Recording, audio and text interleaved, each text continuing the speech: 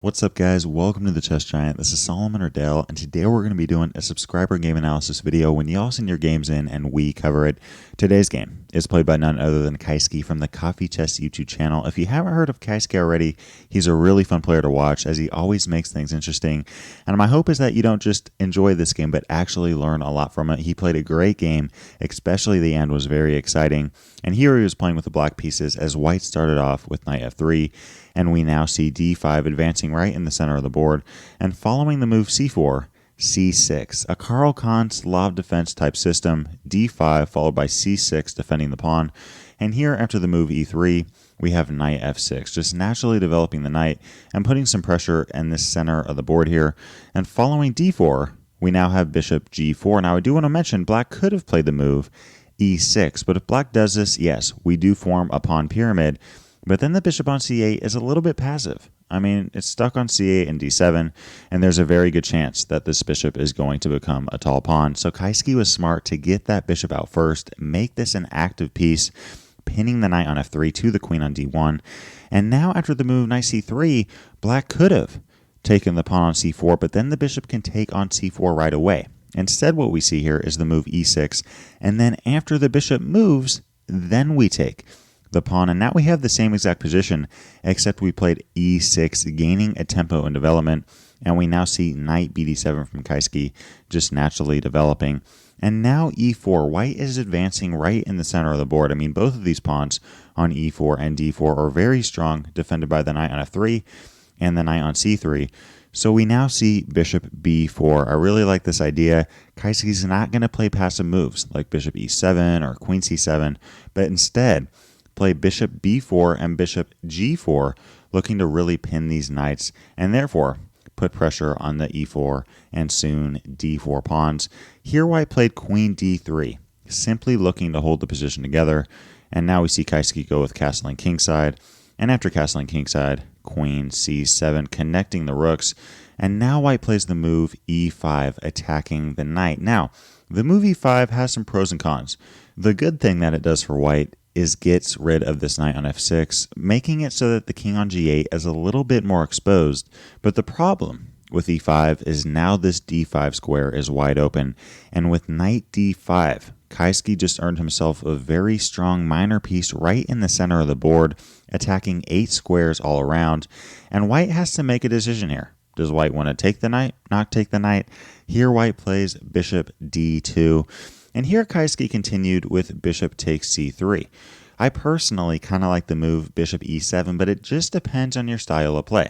I personally like the dark colored bishop because it really controls the f6 and d6 square, which this e5 pawn is trying to undermine. For example, if white plays a move like rook c1, we can just take the knight on c3, and after bishop takes c3, play knight b6, rerouting this knight into the centralized d5 square, and if bishop b3, play a5, looking to advance on the queen side, and if a4, we can simply play rook a d8, aiming our rook towards the opponent's queen, and if bishop c2 ever comes into the game, we are completely okay here, because with bishop f5, we attack the queen on d3, and if a move like queen e2, we simply take that bishop off the board, continue with knight d5, and I really like black's game here. We have control of the d5 square and b4 square, and I would honestly give the edge to black. However, here Kaiski opted to not save this dark-colored bishop, but instead take the knight on c3, which is not a bad move by any means. And after the move b takes c3, we now have rook a d8. I like this idea, aiming the rook towards the opponent's king or queen. In chess, guys, there's 4 steps or rules that you should generally follow, which Kaiski did all 4. The first one is putting a pawn in the center. The second is castling. The third is connecting the rooks, and the fourth is aiming a rook towards the opponent's king or queen, because you never know when things are going to break open. Here white continued with queen e4, looking to gain an attack on the king on g8, currently attacking this bishop on g4, and after the move bishop f5, queen h4, directing the queen towards the king side of the board here, and we now see Kaiski play c5. I like this idea, trying to create some counterplay on the queen side of the board. Kaiski can't just sit around and play moves like a6, a5, b6, rook e8. Kaiski has to make some counterplay here because white is looking to checkmate our king very soon. Right now we see the move bishop takes d5, and after e takes d5, white played rook e1, getting this rook into the game, and now Kaiski goes with the move rook e8, really centralizing both of the rooks on e8 and d8. And now white plays the move queen g3, eyeing this square on g7, and I really like this next move from Kaiski, knight f8. This may look passive, but the knight on f8 really covers two main squares, g6 and e6, both key squares for defensive chess here. And now white continues with h4, looking to gain space on the king side of the board, and white would love to play h5 and h6, but Kaiski puts an end to this right away with the move h5. Usually in chess, we do not want to move pawns in front of our king, especially in a situation like this where there's so many pieces on the board. But here, I really like this idea. h5 is completely okay. In fact, it stops white from advancing more. Here we see white play bishop g5, really trying to take control of the dark squares as well as attack the rook on d8. We then see rook c8, getting this rook on the c-file where things could break open soon, especially if white plays a move like d takes c5 here.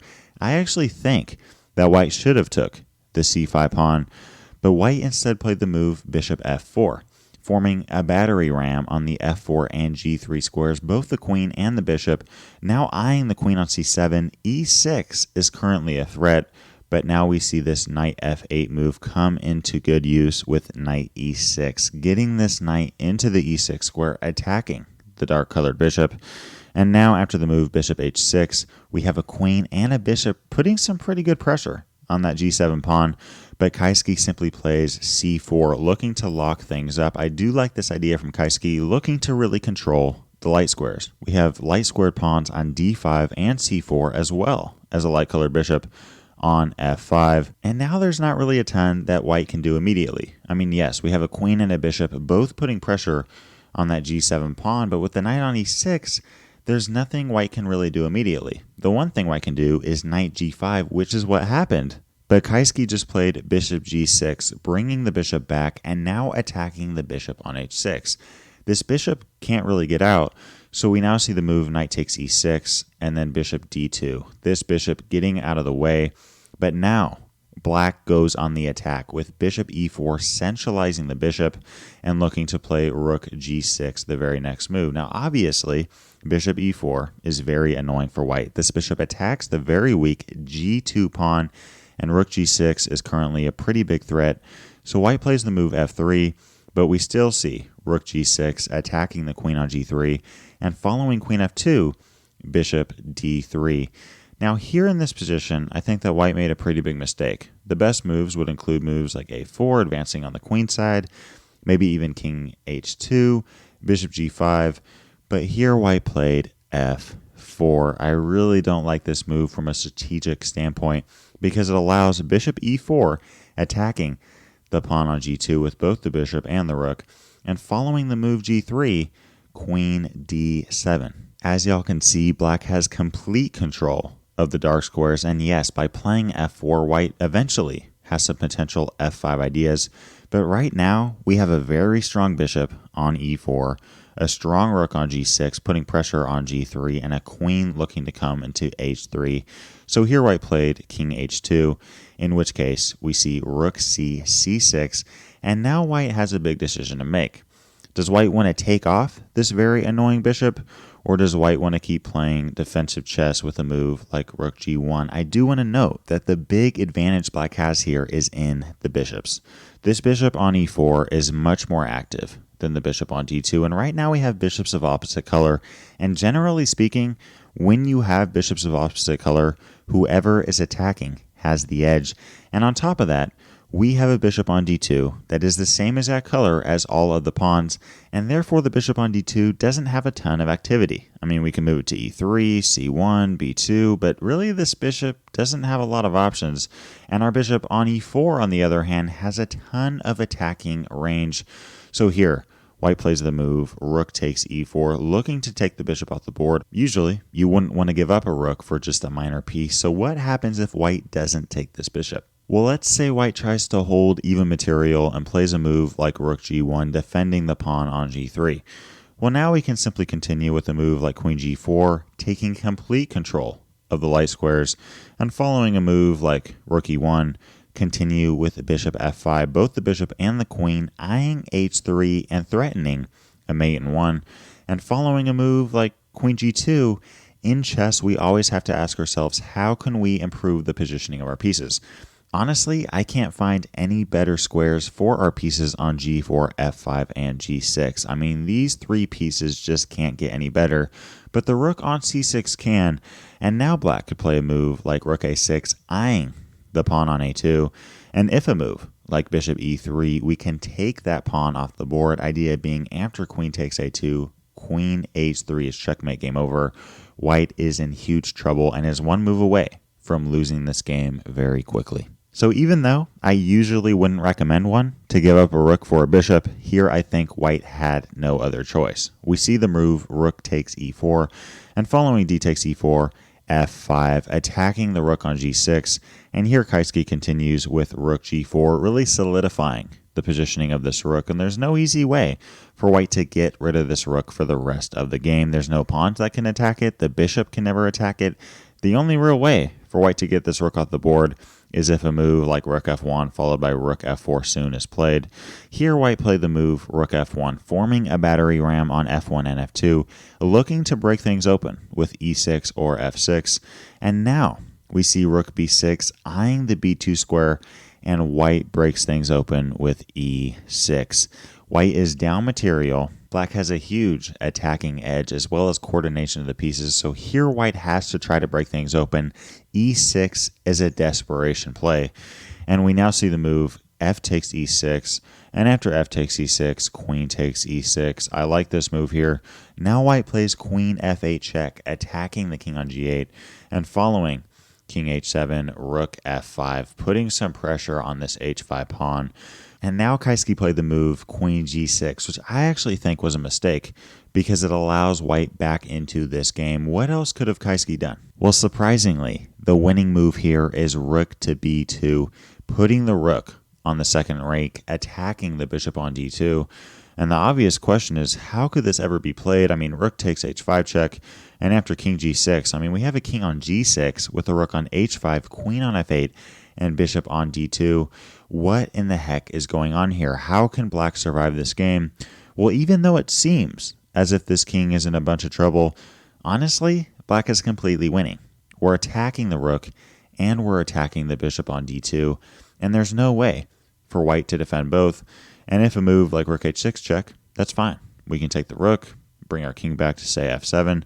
And if queen h7 check, I mean, white can keep checking the king here, but eventually we're going to get to safety, still going to be attacking the bishop on d2. If a move like queen e2, we're up a ton of material and can just continue with e3. We have a completely won game here with the black pieces. However, here the move queen g6 was played, and I don't want to act like queen g6 was a huge mistake. Queen g6 is a very reasonable move, defending the pawn on h5 and attacking the pawn on g3, and honestly, this is probably the move I would have played, but by playing this, we're allowing white to crawl its way back into this game, surprisingly, with the move queen to c5. Now, if it wasn't for a computer, I probably wouldn't have found this move. I mean, usually you wouldn't want to give up your pawn on g3 as white, but the whole idea is that after rook takes g3, white is completely winning. White can simply play a move like rook takes h5 check, attacking the king on h7, following king g8, continue with queen c8, and after king f7, play rook f5 check. Here white is clearly winning this game. I do want to mention that following the move queen c5, we do not have to take this pawn, but can instead play a move like queen to c6, and I still think that black has the edge. After the move queen c5, we could play a move like rook e6, and black is able to hold on in this position. However, white did not play queen c5, but instead played the move bishop f4, a very reasonable looking move, simply looking to defend the pawn on g3.